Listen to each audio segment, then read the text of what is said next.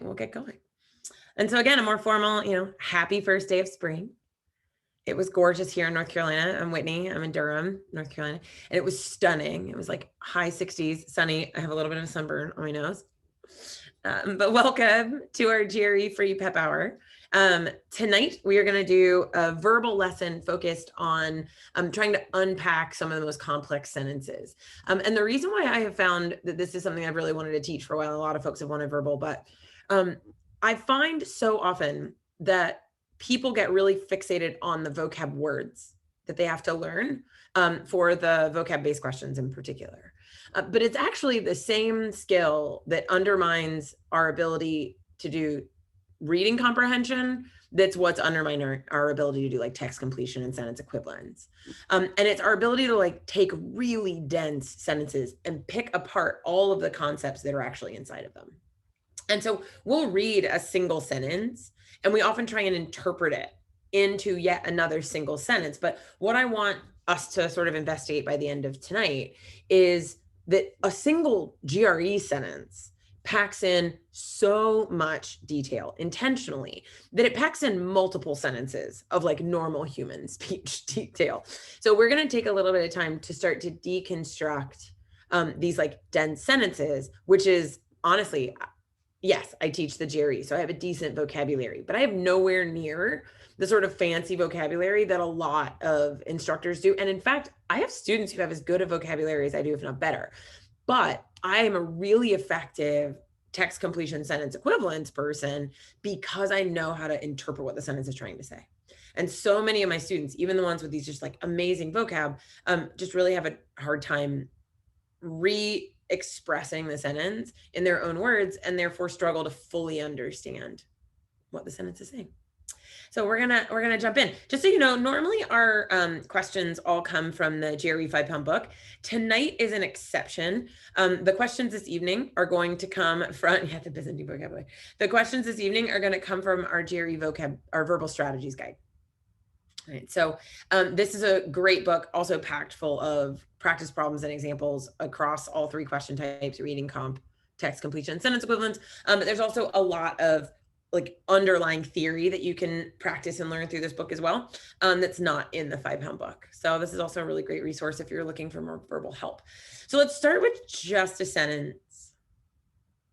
And what I would like for you to try and do without, hitting enter yet on your screen, I want you to, in one box, and it could be as many sentences as you want, I want you to try and explain this sentence to like like the easiest news reporter who has no idea what any of this is, right? I want you to explain this in the easiest terms possible, right? To like a kid so that they can understand it. And as many sentences as you need.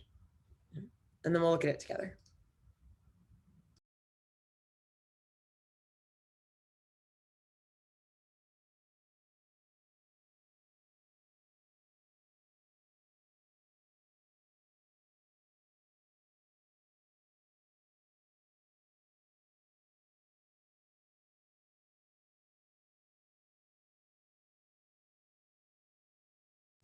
Now, as you're typing whatever it is, you can go ahead and enter. You can send it panelists, order to panelists and attendees. But I want you to type up, what is your what is going on with this very, very dense sentence? Go ahead and type it to me.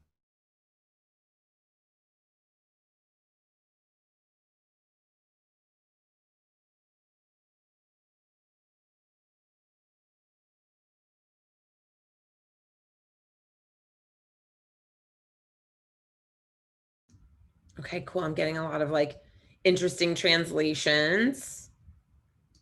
Sort of an attempt to put them all into one sentence.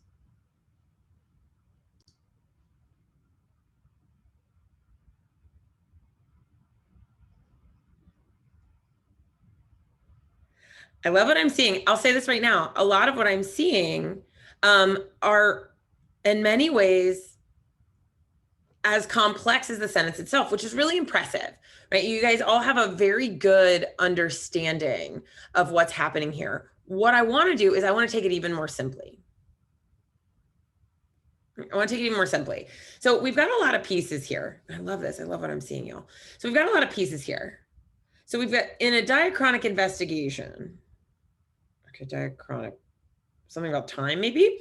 Investigation of possible behavioral changes resulting from accidental exposure in early childhood to environmental lead dust. 2 sample groups were tracked over decades. That seems like very few words, which it is, but it is a lot in terms of like what's happening here. And in fact, often what we need to do to unpack a sentence is to unpack it out of order. I don't need to understand it from first word to period. I need to kind of move through it. So we're doing some sort of investigation. Okay, great. What is this an investigation of? Where it's like behavioral changes resulting. Wait, okay, so the behavioral change resulting from, okay, so what's the thing? What's the thing that happens here? We've got a piece that talks about accidental exposure in early childhood to environmental lead dust. Okay, so can we visualize that? Can we visualize that? Accidental exposure to environmental lead dust. I just want to picture that. So kids, right? Early childhood, we've got kids who are accidentally being exposed to lead. Okay, so first things first, I'm going to even just like make a note to myself. Okay, kids exposed to lead dust by accident. Okay, so first we have that happen. But now we want to know, does this cause behavioral changes? It's like, does it? I don't know. Right? So we've got kids exposed to lead dust by accident. We want to know, were there, and it's, be careful here. It's like all of our samples, everybody is by accident. Everybody's by accident. We're just trying to figure out what are the possible behavioral changes. And so what we've done in this investigation is they've created 2 sample groups, sample group 1 and sample group 2. And we're going to follow these folks through decades. Right? We're going to follow these folks over decades. So notice I could write an entire paragraph. Like, hey, kids are sometimes being accidentally exposed to this lead dust that they just run into in the environment. And now we're curious as to whether that has any sort of like behavioral impact. Like, is that changing the way they actually behave? Not just like making them sick, but is it like changing their behaviors? Are they more active, less active? Are they more hyperactive? You know, like what's going on? Their actual behaviors. And so we've created these 2 sample groups and we're going to follow them over decades.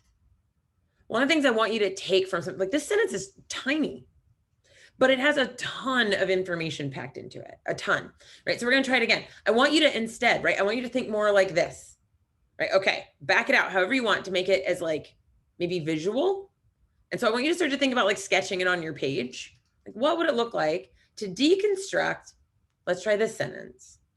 Imagine that you're going to turn this sentence into a like super simple, little tiny short sentence paragraph with as many little baby short sentences as you want, but you're going to turn it into a paragraph instead of just one sentence.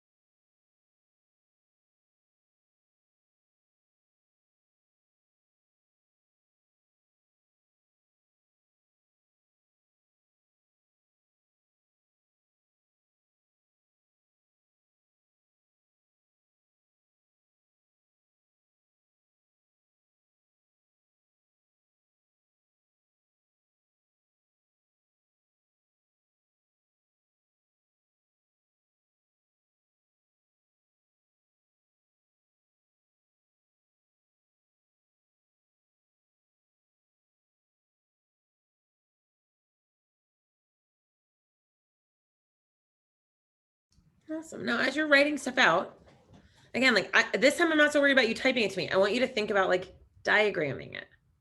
Like, what would it look like on your paper? Right. So, however, other paleontologists argued that many of the definitive characteristics of vertebrates, such as paired eyes, muscular and skeletal adaptations for active life, would not have evolved unless the first vertebrates were predatory. Okay. The first thing of any of this that makes sense to me is that apparently early vertebrates, I'm on the wrong slide again. Here we go. early vertebrae. So these first vertebrae, so to speak. So first vertebrae were predators. Okay, so stuff with a spine. Ate other stuff. Like not animals, like not plants. They ate other animals. They were predators. Okay, so we had these ones. Apparently, these things like paired eyes, muscular and skeletal adaptations for an active life. Okay, so because the first vertebrae, first things that had these spines, were predators, then apparently they needed things like paired eyes. I guess that's like, I have two of them, so they can like get a peripheral, and like I can also get depth perception. Like that's a paired eye thing, right? Like I have two eyes. And then we've got like muscles and a skeleton and like basically just all of the stuff that we're used to seeing in a vertebrae. And it's all this stuff is like what allowed them to be active, because they were predators. So they had to be like super active, right? And so they were predative. And so all this stuff. And so this is what I know. I know that there are these early predators with spines. And some paleontologists are saying that we got this stuff because of them, right? That like some paleontologists say that because these things were predators, because these early vertebrae were predators, we got these like very active characteristics that let us like run and jump and eat things. There's another piece here though. There's one piece to throw up front. However, other paleontologists, so somewhere else, somebody must believe something different.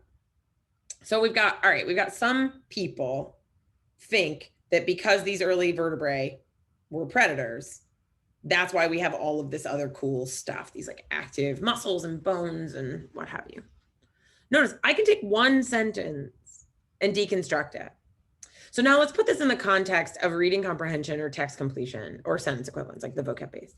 For reading comprehension, this is the type of work that I want to do over the course of the first like 2 sentences of a passage. I want to take my time and deconstruct each of those sentences pretty thoroughly, right? Pretty thoroughly. So let's try one that's a little denser or a little more dense. We'll go that route. Okay. Let's try.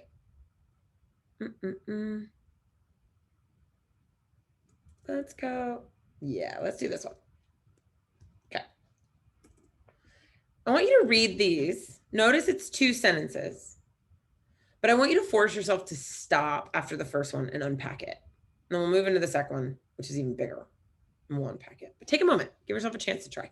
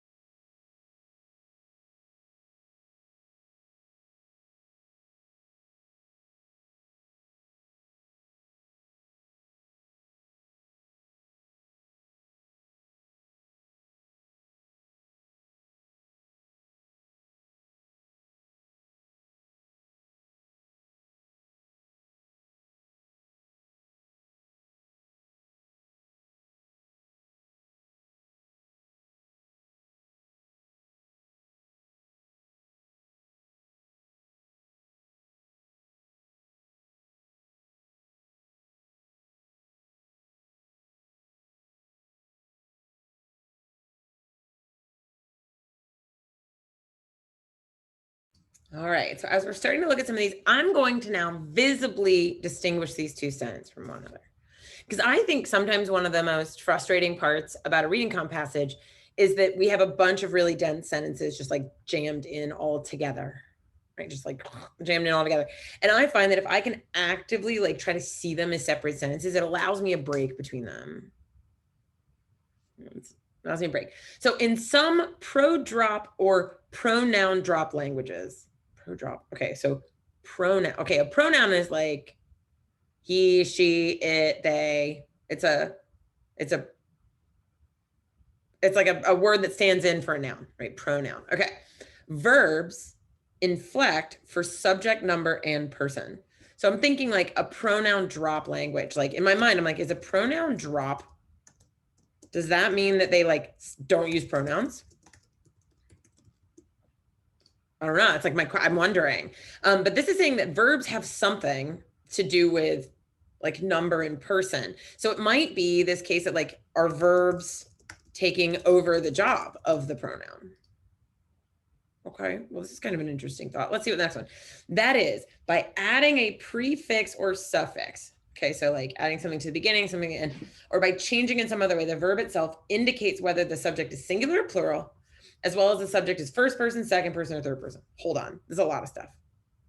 Okay, so let me just get the list of what they're saying. So I could get singular or plural. Okay, I could also get like I, we, you. Okay, so that's the first, second, or third person. And it says we can get this from the verb. The verb can give us these things by adding some sort of prefix or suffix. So it sounds like maybe this guess, right? Like, so I might even like make a note to myself, like pre, and then like the verb, and then suffix, like, okay, so I can add words like before or after that actually like build the pronoun, it would seem, into the verb itself. So maybe what we mean by pro drop language really is that we don't use the pronoun anymore. Like we eliminate the pronoun and let some weird hybrid of our new verb do the work of a pronoun. Right. And so it can do the work. That's pretty cool. Like a lot of information in 2 sentences. All right, let's do it again. Let's do it with an even more complex one. And I want you to practice the same trick that I just used, which was, can you find where one sentence ends? And like literally look for the end of the first sentence before you even read it, find the end of the first sentence, and then almost like cover up the second sentence and only attack the first one and see what you get.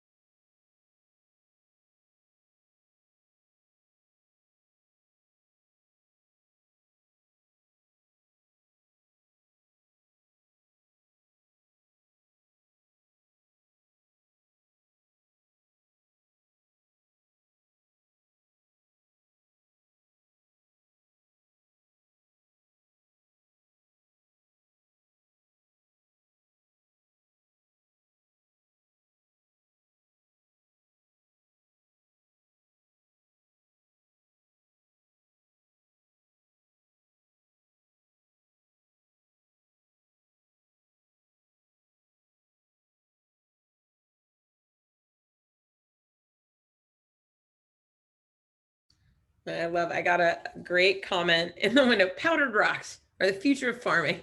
I love that. That's like a really nice summation of what's happening here.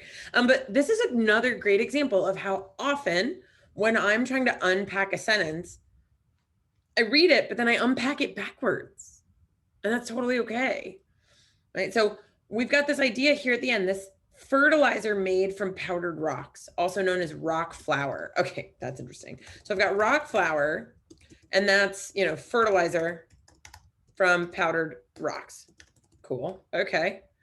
And apparently, although organic agriculture, okay, so people thought before that like organic agriculture was like, whoa, that's the way to go. However, I've got some experts who are like putting their money behind the rock flour, right? They believe that it's widespread adoption of rock flour, powdered rocks. It's our way to go. And then our next sentence, the biochemical processes of life depend not only on elements commonly associated with living organisms, such as oxygen, hydrogen, carbon, fundamental element, but also in many other elements in the periodic table. Wait, what? Okay, so we're talking about a bunch of stuff. So I've read it all, but now I'm like, let me tease out some of this middle stuff. So like, let me kill off this such as, because like that's just a lot of examples in the middle. So let me back up and try it again. So I'll often take sentences when something's really dense, but then it starts to provide a bunch of like details and examples in the middle, I'll of course read them, but then I'm going to stop, back up, and I'm going to kind of read around them.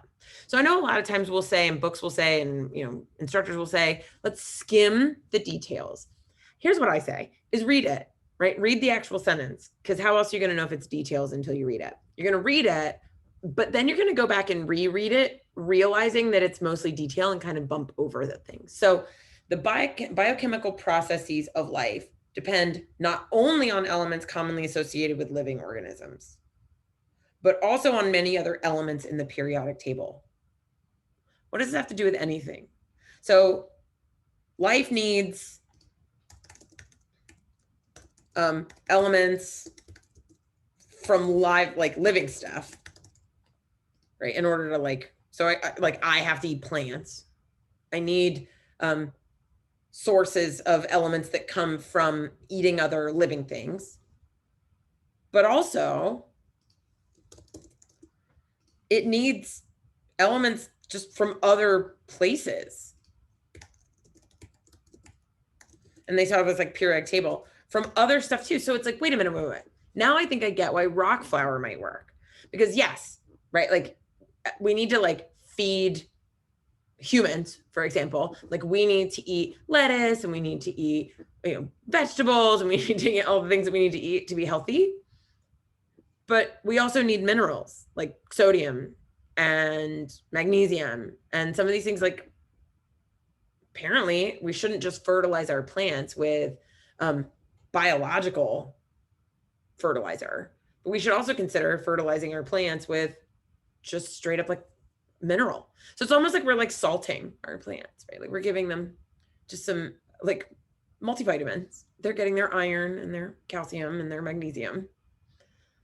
That's actually kind of it's a lot of information. I also find if you can start to unpack passages this way, you actually find the really fascinating story that lives underneath. It actually makes most of these passages, I find, quite engaging.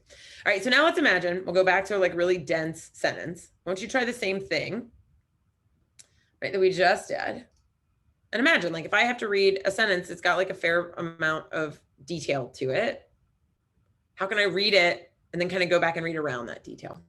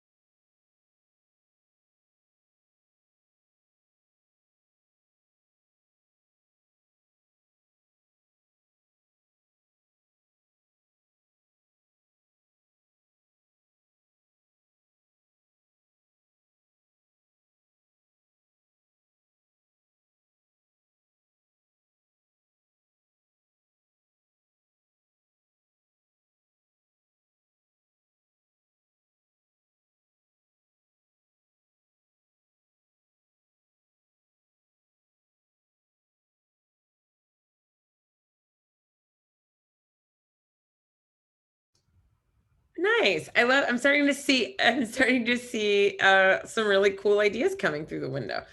So we start to read and realize there's an example given in the middle. So students learning to fly fixed-wing aircraft are taught to use memory devices such as the landing checklist, GUMPs, gas, undercarriage mixture, propeller switches that remain constant even when not every element of the device is relevant, as in the case of planes with non-retractable landing gear. It's a lot of information. So let's go back and read outside of this example for a second, just to see if we can understand the sentence around it.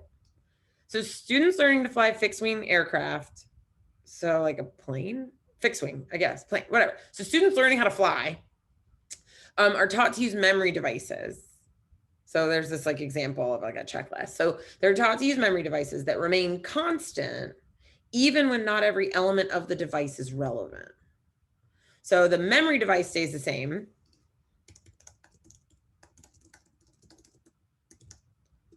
Even when the whole thing's not useful, even if we don't need it all.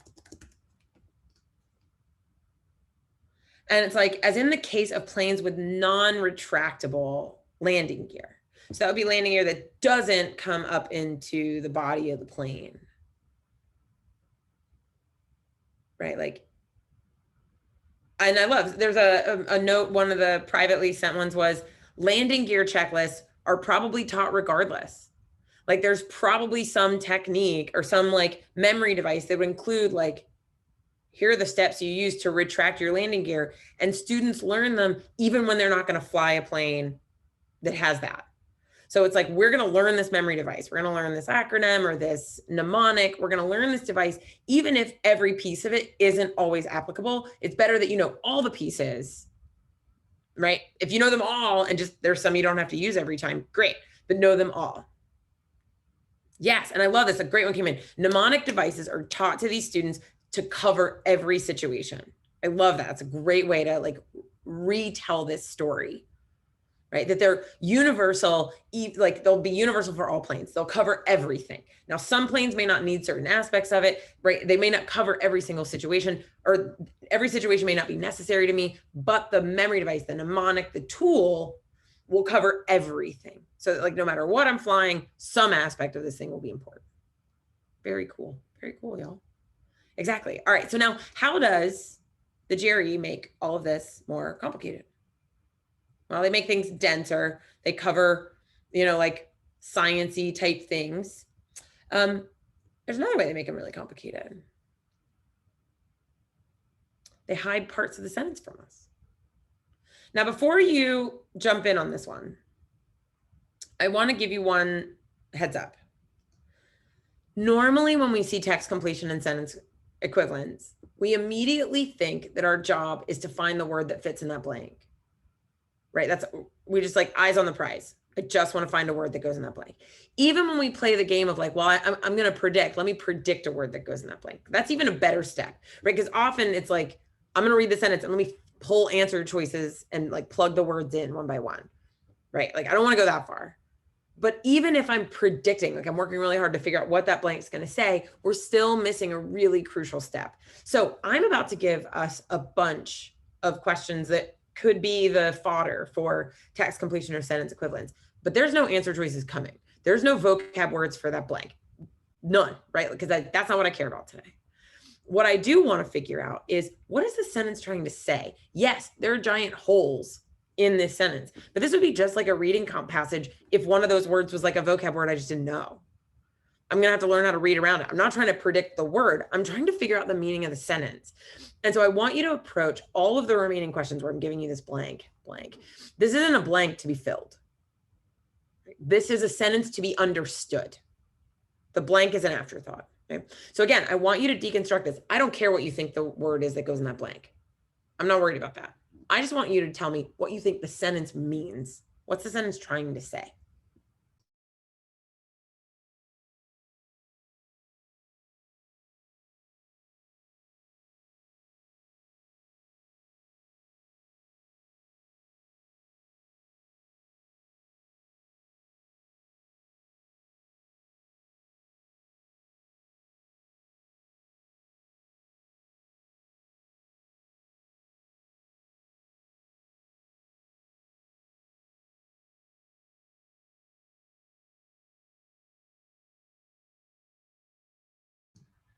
Nice. I love what I'm seeing. And I do still see some reading around like, what's the blank going to be?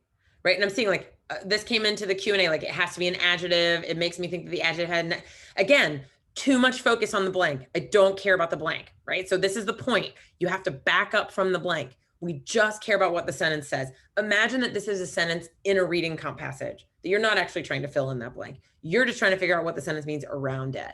And so one of the biggest things to think about with TC and SE is that there are going to be all of these like twists and turns and sort of negations, right? Like if the student had been less of this, he would not have been, like there's like double negatives all over the place. So the first thing I have to do is just figure out what even in the world they're trying to say.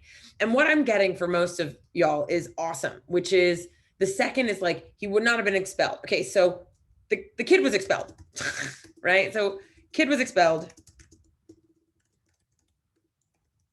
and likely because he was like bad. He did something bad, right? Like whatever. He did something bad and he was expelled. And this story is saying like, he wouldn't have been expelled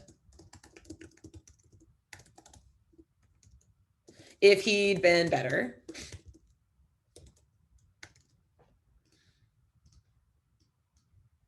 Or if he'd been less crappy. If he had been better, or if he had been less awful.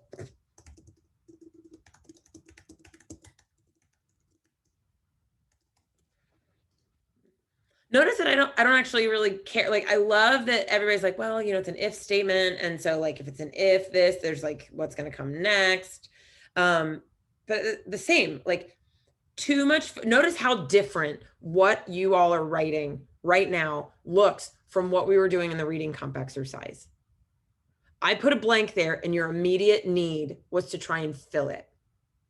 I want you to read these sentences the exact way we read the earlier ones. Like maybe you didn't know what diachronic like investigations were. You didn't care. You didn't try to predict that word.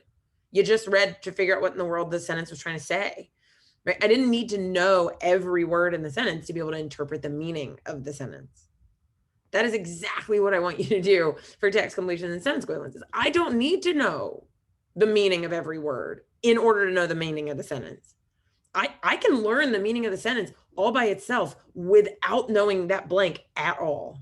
So my job first is to like fully realize that the blank is irrelevant, at least at first. The blank is irrelevant. I just want to figure out what in the world the sentence is trying to say. So this kid was expelled because he was a rotten kid. And you know what? If he hadn't been so rotten, probably wouldn't have been expelled. Right? Like there's my sentence. If he'd been a better kid, he probably would still be at this school.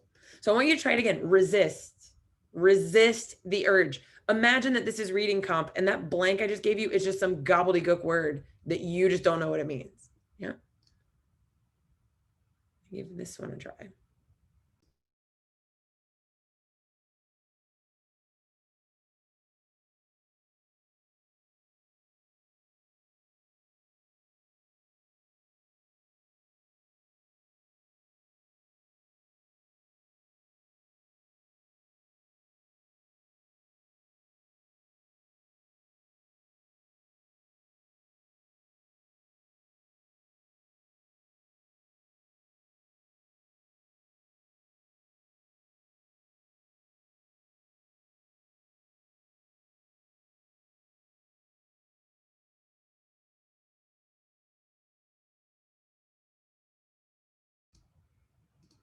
Nice. So the politician decided that in a time of crisis, it was important to speak honestly and forthrightly. So, okay, we have a crisis happening. The politician was like honest and direct, right? Okay. So in this crisis, the politician was honest and direct. Apparently, despite his reputation for like, but that's not normal for him, right? But that's not his norm. Cool. Once I know what the sentence means, then all of this stuff that you all are talking about, like, wow, okay, let me figure out if this is an if and then, or like, what's the connecting word between these two pieces? So what specifically does that blank need to say? Fine, right? Like those pieces come next. And we do some really phenomenal free prep hours on TC and SE and like predicting good words for the fill-in. But we're taking a step even further back from that, right? So what you all have told me on this one is awesome. Like I got a great one in the window that said, the politician spoke in a way that was like totally not expected of him or her. That's actually absolutely right. Absolutely right. Right. Nobody expected that the politician who was normally this one thing was going to behave this honest and sort of forthright way. But apparently, right, it was a rough time. And so they decided to. I love like rose to the occasion and spoke honestly through a crisis. I love this, right? Like we're taking like, because it's a vital situation, the politician needed to act in a manner that he is not usually seen doing. Like now we are talking about deconstructing a sentence, not focusing on a blank. If you can back off the blank, you will have such a good understanding of the sentence, right? That's the problem, is that most of us get trapped in the blank. And so our understanding of the sentence, it's shaky at best because we're so focused on, we're literally losing the forest for the tree, the one tree, not even all of them, just the one, right? And we want to see the forest. So let's do it again. I am so impressed with this last one. They're just going to keep getting better from y'all. I know it. This last one, y'all's explanations, money. Try it on this one.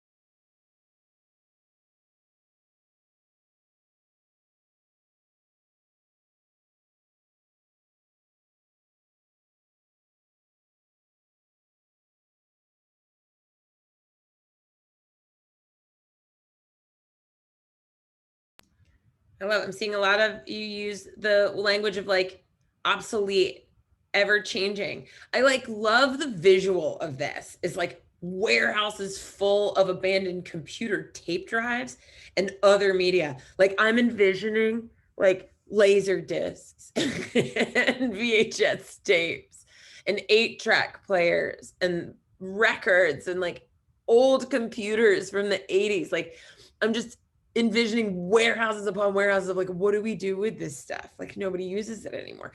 And it's like, yeah, while we believe this thing should like last forever, apparently like we just like house it in a bunch of warehouses and like let it die.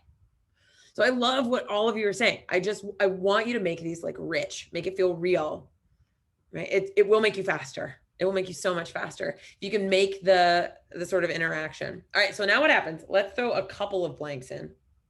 Okay, a couple of blanks. Again, I don't care what the blanks mean. I want to be able to read around them. Around them.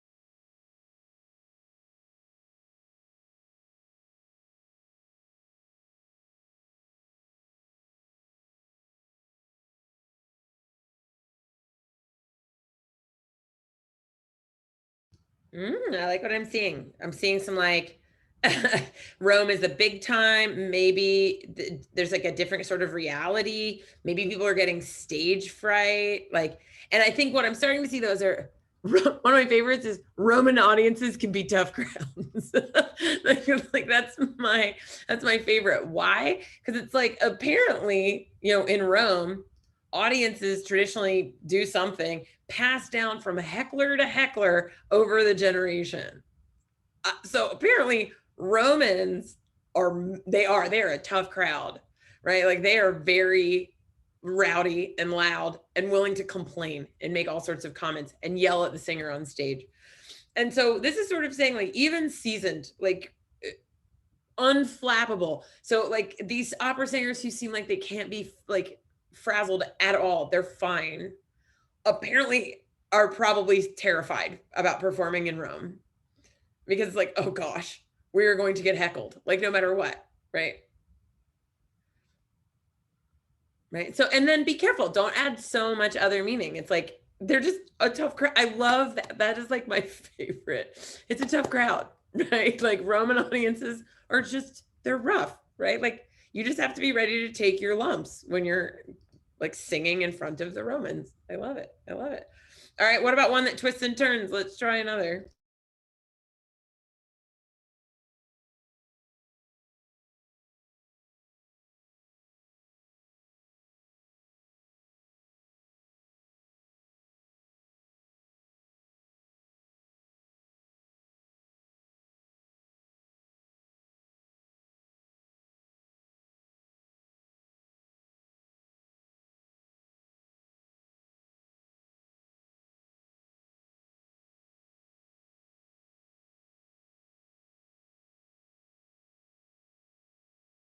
I love it. Now I'm loving this language. It's like Paula was upset that she didn't get the scholarship. Or it's like, okay, Paula wasn't picked, right? Like, so here's what we know. Paula wasn't picked. She was probably upset. It seems her friends were worried. Her friends were worried. I love that. I got like a very, right. But then there's also this piece, like she claimed not to be something. So it was like, she was probably upset, but like didn't show it.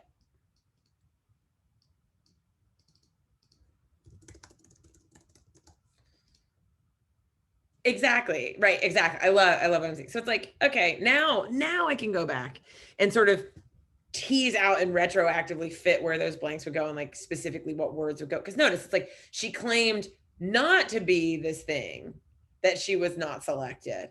We nevertheless worried that she was not entirely, oh my gosh, there's just so many nots. And this is so common of a text completion or sentence equivalence, is that it's, if we don't have a really solid understanding what the sentence is trying to say, the little twists and turns are going to send us sideways. They're just, like, we're never going to be able to sort it out otherwise. They're just going to send us sideways. All right, so let's try another one. We can read around the blank.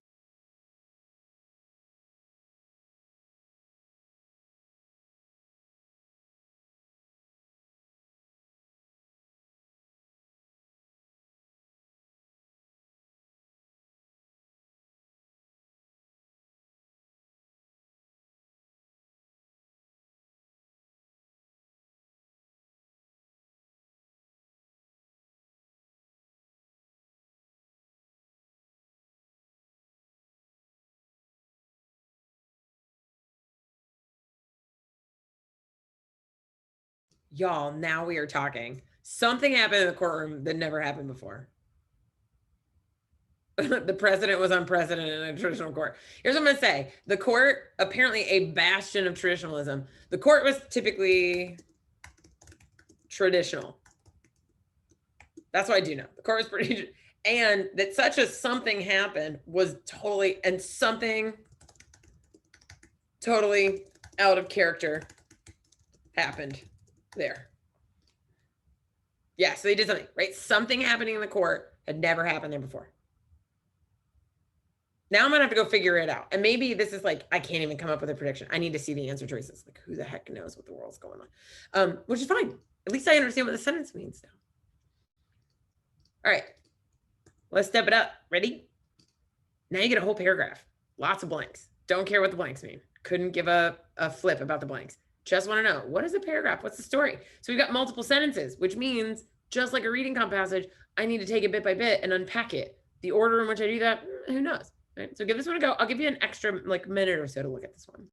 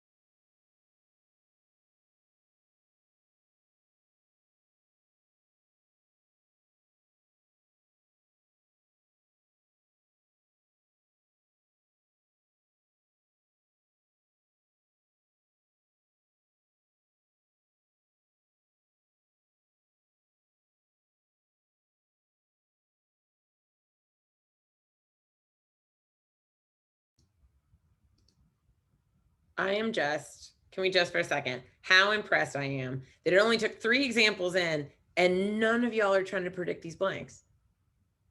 Huge pats on the back. And you're giving me amazing breakdowns of what this means. Amazing breakdowns. So good. So good. So I'm going to break this up. 4 sentences. Throughout the history of human thought, virtually every thinker has something like the mind is a unitary entity. And then in the 60s, this person conducted some studies. He worked with epileptics who'd been treated via the cutting of, okay, so let's think about this for a minute. So the 60s, in the 60s, this Roger Sperry person did a study where he like split the hemispheres. That sounds terrible. That sounds terrible. Well, I guess he didn't do it, but he was studying people that had this done to them. And so during the studies, Perry was able to observe that each half of the brain could gain new information independently and that one hemisphere could be entirely unaware. What? They could be unaware of what the other one was learning. So the hemispheres could work totally independently. This is, they could be entirely unaware of what the other one learned or experienced. That is kooky. Truly, our brains are not unitary. Okay, so we must have like previously thought unitary. Now we know they're not. There's my story. I love this. Now that I know my story, figuring out what in the world those blanks mean, whole lot easier. Whole lot easier. Yeah. Let's do one more. Yeah, let's do this one.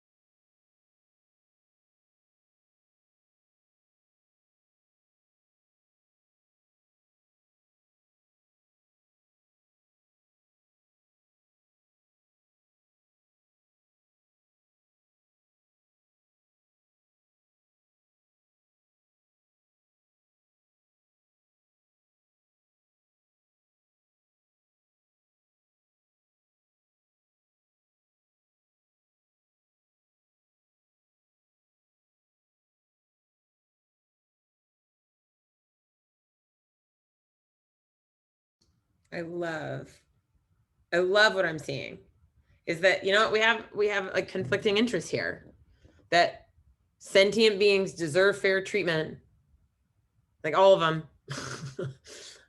But apparently we also have got to combat overpopulation, right? So like, I'm seeing so many people talk about like, you know, natural selection / survival of the fittest, but also like empathy and like fair treatment.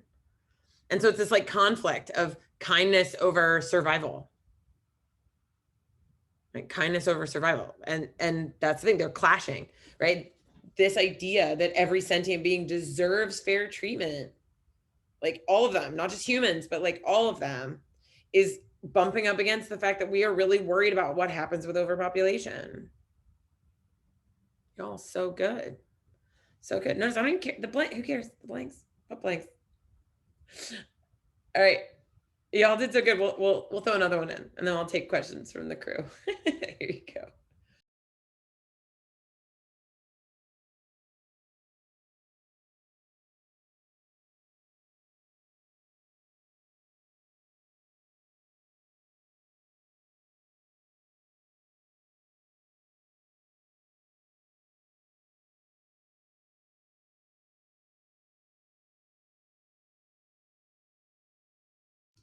You guys are great. I like so many of the little predictions that you guys bring in, like so many of the summaries are just so good. They're so funny.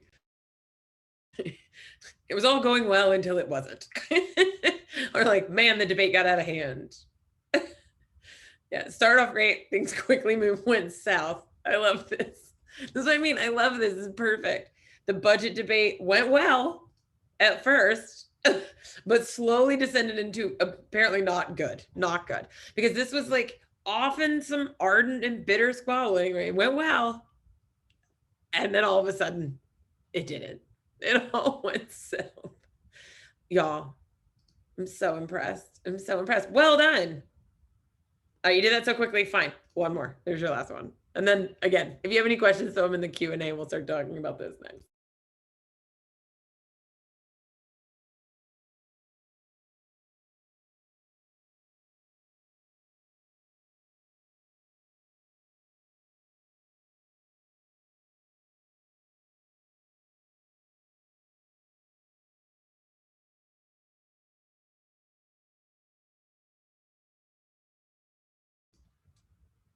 Yeah, I love what I'm seeing. Yes. Reese it's just like a row of dollar signs. I love Z's. Money runs the world. Colleen, money's important. Yeah, campaign finance reform underestimates the power of money. I love it. Like, here's the thing. Like, money is just, it's not just like it's not just that we can buy good stuff, right? Like, the key with money is that it's our ability to even run for office. Right? Like, the power of money is just too strong, right? And like, they're just not gonna, like, we are not, no matter how far we try to reach, money just does not, like, it just is too strong. The power of it is just too strong. And so, right, like, no matter what we try, it's probably not gonna work. Everything's about the money. It's all about the dollar bills. Exactly. Y'all, okay, so here is the promise I want you to make to me and to yourselves. When you're working on reading comprehension, particularly like your long, like dense passages, spend a little bit of time with those first couple of sentences unpacking. You don't have to unpack them forward. You can unpack them backward, right? Like read the sentence and then like, okay, so wait, we landed here. Now go back a step, go back a step, go back a step. Oh, that's what rock flower means. Got it. Right. Also, can I unpack this one about money? Sure. We can, I'll unpack this a little bit further. But the idea is that when you've got a blank, your goal is still to unpack the sentence, not the blank, not what the prediction is, and not the words and the answer choices. Your job is to unpack the sentence, get clear on the sentence, and then from that understanding, decide what words fit and in what order. But for this one, it's like money, the influence of money doesn't just buy me things. The influence of money relates to my ability as a politician to even run for office. What's my capacity to run for office? It's just the power of money. And so even the most far-reaching finance reform proposals are probably not going to go far enough.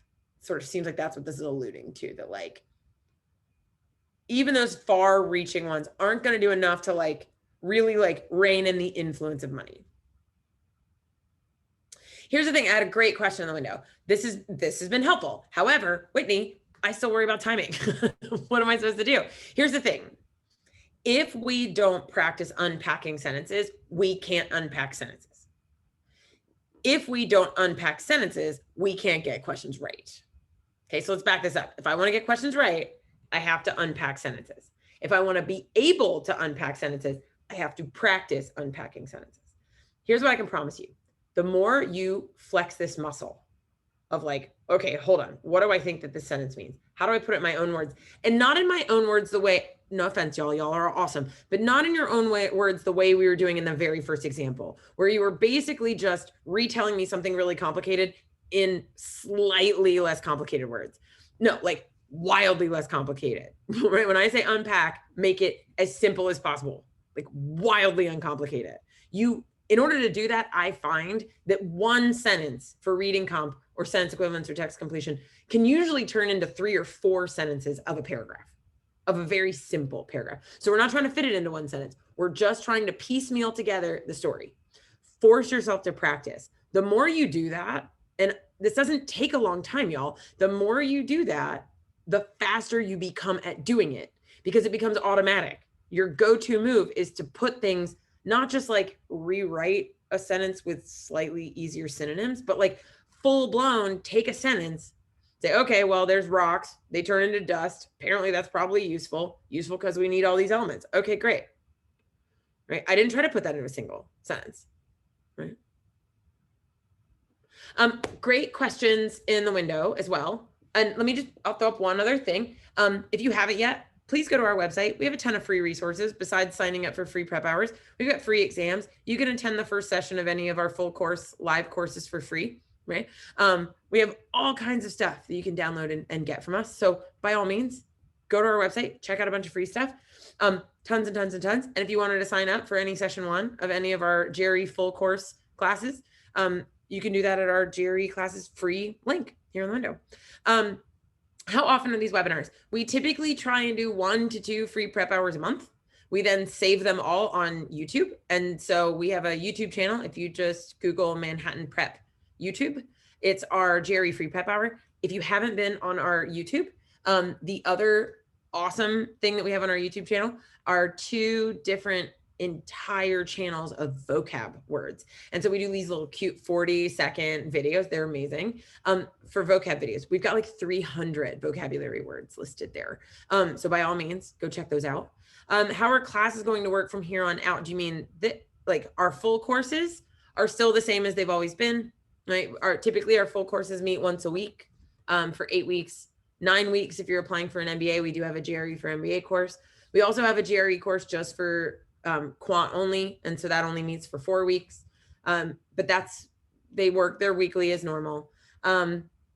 We also do a ton of these on math. In fact, that's why I did verbal tonight, just because so often we do math and I felt bad, and everybody keeps saying like, are we going to do verbal tonight? And I was like, you know what? We're going to do verbal tonight. Here it is. So I appreciate you asking, but yeah, we do tons on quant and verbal. Go check it out. We have 60 something of these now. There's 60 hours of free prep hours on our YouTube site for both GRE and for GMAT. We got all this stuff for both.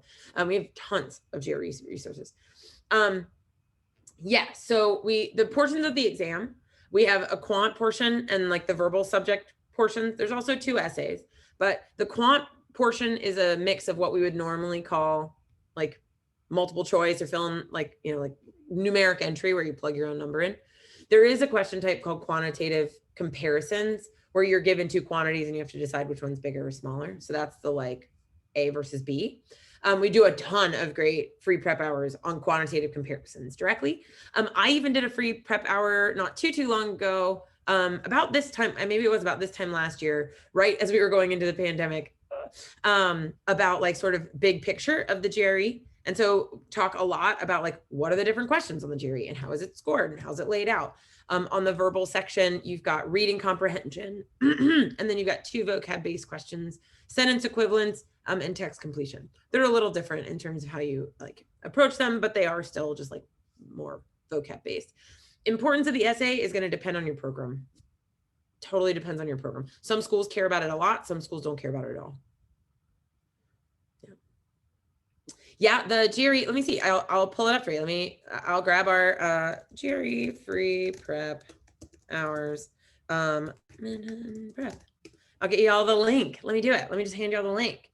Here we go. Let me make it not start playing at me immediately as soon as it opens. There we go. If you go to our, this is our main channel. So I'll put the link in the main chat window. And so that's our main channel.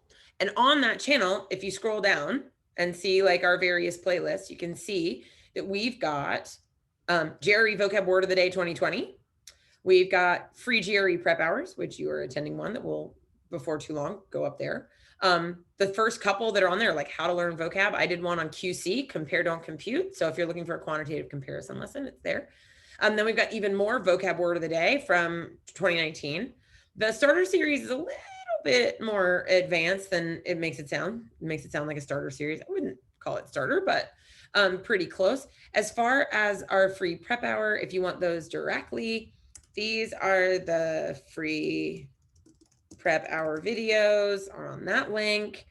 And then let's see, I'll try and see if I can find you the one. Here we go. GRE big picture. So this is the big picture of the test. But just so y'all can see, and I'll share my screen so that you can see what I'm looking at.